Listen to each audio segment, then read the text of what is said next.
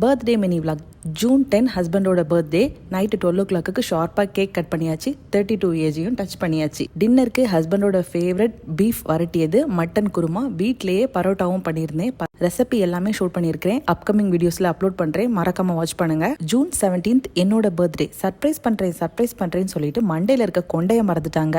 ஃப்ரிட்ஜை திறந்து பால் எடுக்கலான்னு பார்த்தா அங்கே கேக் இருக்கு. எனக்கு தெரியாமல் ஒளிச்சு வச்சிருக்காங்களாம். இதை விட தரமான சம்பவம் இன்னொன்று பண்ணி வச்சிருக்காங்க. அதுக்கு முன்னால் நான் கொஞ்சம் ஃபீல் பண்ணிக்கிறேன். ஏன்னா எனக்கு 30வது வயசு. 30 டச் பண்ணாலே வயசாயிட்டு போற மாதிரி ஒரு ஃபீல். அது போகாததுன்னு முட்டி வர வலிக்குது.